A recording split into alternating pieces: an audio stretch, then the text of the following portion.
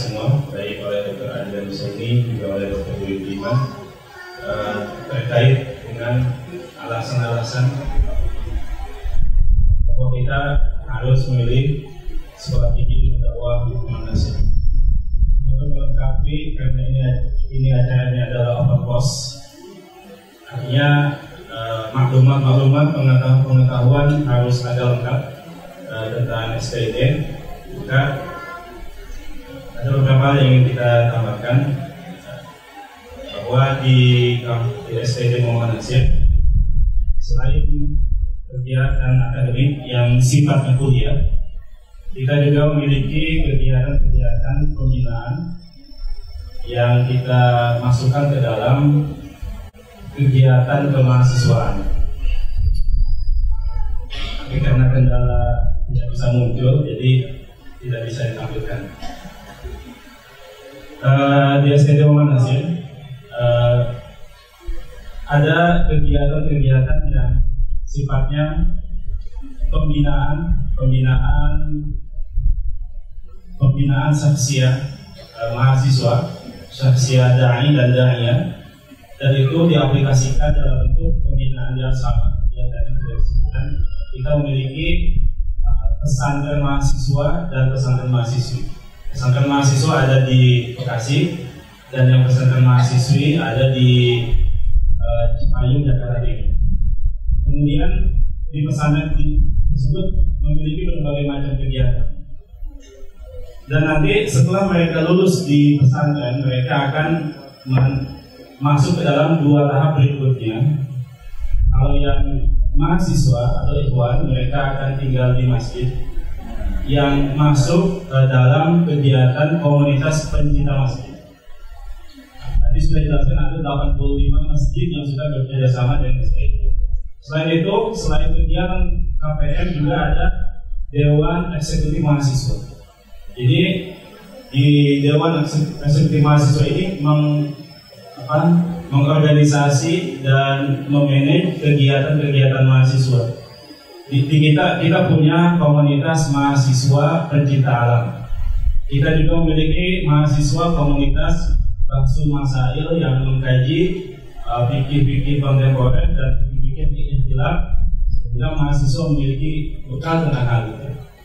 Kita juga memiliki komunitas bela diri agar mahasiswa juga sehat dan siap diterjunkan dimanapun.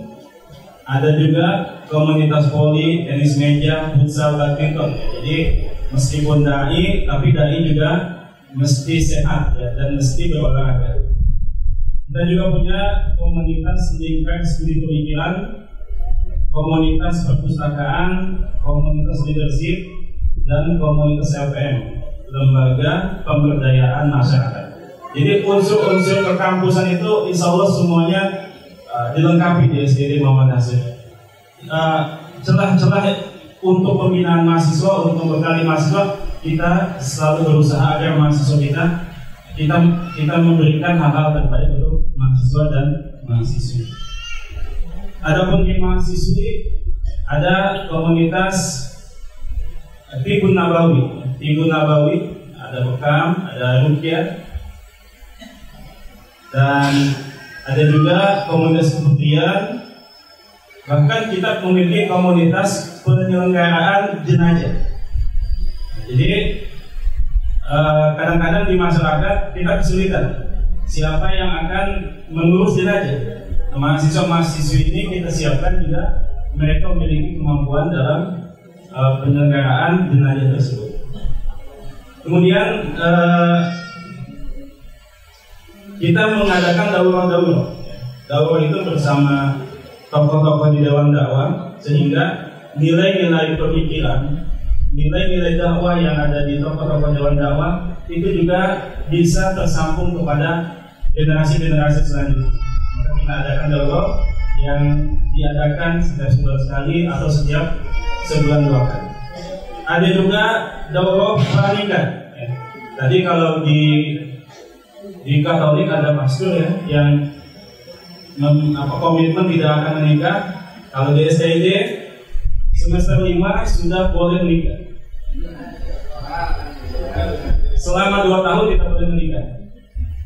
kita komitmen tanda tangan selama 2 tahun di asrama kita boleh menikah, tapi semester 5 boleh menikah, bukan wajib, boleh menikah. Maka karena masa-masa tersebut mahasiswa juga perlu pembekalan, kita adakan juga daurah pranikah yang diadakan antara 5 sampai 6 kali pertemuan. Sehingga nanti hasilnya, implikasinya mudah-mudahan setiap keluarga yang di sana ada alumni kita, mereka menjadi keluarga dakwah.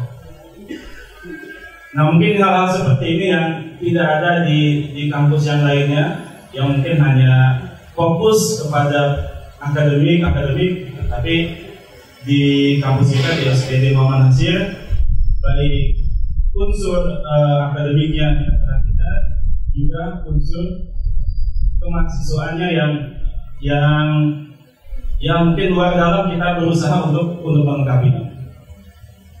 Nanti terkait dengan penerimaan mahasiswa baru, nanti kelas 3 atau kelas 3 SMA yang ada di sini, mudah-mudahan banyak yang akan melanjutkan di SPD Muhammad Nasir. Dan ada beberapa persyaratan ya. Kampus kita ini juga susah masuknya. Tadi disebutkan yang daftar juga banyak. Dan kemarin kita sudah menguji sekitar 90-an mahasiswa ya, di gelombang pertama. Jadi ini penerimaan mahasiswa baru akan kita tutup sekitar bulan Juli ya, sekitar gelombang 2 sampai 17 Juli ya, 17 Juli. Dan akan dibuka besok hari Senin. Hari Senin untuk gelombang 2, sedangkan untuk gelombang 1 sudah ditutup. Dan yang ahwat sudah hampir tidak bisa masuk lagi. Kalau tahun ini yang diterima ini sudah memenuhi kuota, berarti tidak akan kita buka gelombang 2. Tapi kalau yang ikhwan masih kita buka gelombang 2. Kalau yang ahwat kita masih nunggu hasil musyawarah di penguji, apakah akan kita buka lagi atau kita tidak bisa membuka lagi untuk yang ahwat. Bagi yang ingin daftar nanti bisa membuka website kita pmb/streetnatsir.govbidder.com. Ini bisa tampil yang gue jadi tadinya ingin ditampilkan bagaimana teknis pendaftarannya. Intinya nanti bagi ikhwan atau ikhwan dan akhwat yang ingin daftar, ini yang penting memiliki komitmen untuk mengikuti peraturan yang ada di kampus SPD, memiliki semangat dakwah, memiliki komitmen untuk siap ditempatkan menjadi dai dimanapun, dan usia tidak boleh lebih dari 23 tahun dan belum menikah. Kalau lebih dari 23 tahun kita ada kesulitan, biasanya di tengah jalan ingin berhenti, pengen menikah. Jadi kita tetapkan usia maksimal 23 tahun bisa masuk ke SPD. Itu saja mungkin yang bisa disampaikan. Ya, saya tadi lupa menyambung ini bahwa ada yang kita ada jalur reguler, jalur itu yang tadi yang coding, ya. Terus yang kelas jurnalistik dan pemikiran Islam yang azam dan lalu itu bisa tidak coding. Nah itu sekarang kuliahnya di Pesantren Al-Taqwa dan Keramat 45. Jadi kita punya sendiri, ini ada yang beberapa dari daerah datang kepada dari NTT, anak ketua Dewan Dakwah NTT itu perempuan, ya ambil kelas jurnalistik, itu kan dia perempuan sendiri, ya terpaksa masih mondok di tempat saya. Nah dia kuliah STGB ini sebetulnya kuliahnya formal itu seminggu bisa 3 hari, ya. Nah sekarang nah ini yang kita bilang berbayar tadi.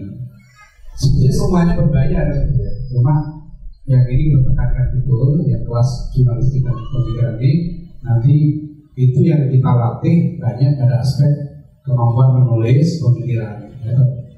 Mereka harus banyak berlatih, ya. Ada beberapa buku yang sudah mereka terbitkan. Jadi, nah ini bisa umurnya lewat, ya. Nah, jadi bisa nanti lebih fleksibel, ya. Yang penting dia serius mau belajar, ya, untuk belajar pemikiran Islam dan penulisan. Terutama itu kompetensi yang kita tekankan. Nah, itu langsung penanggung jawabnya saya untuk kelas. Sekarang sudah masuk angkatan ketiga, ya. Angkatan pertama itu alhamdulillah sekitar 10 orang, angkatan kedua 4 orang, angkatan ketiga ini termasuk anak saya nomor 6 perempuan itu sudah cukup banyak, atau mungkin sekitar 20-an sudah, jadi akan mendaftar.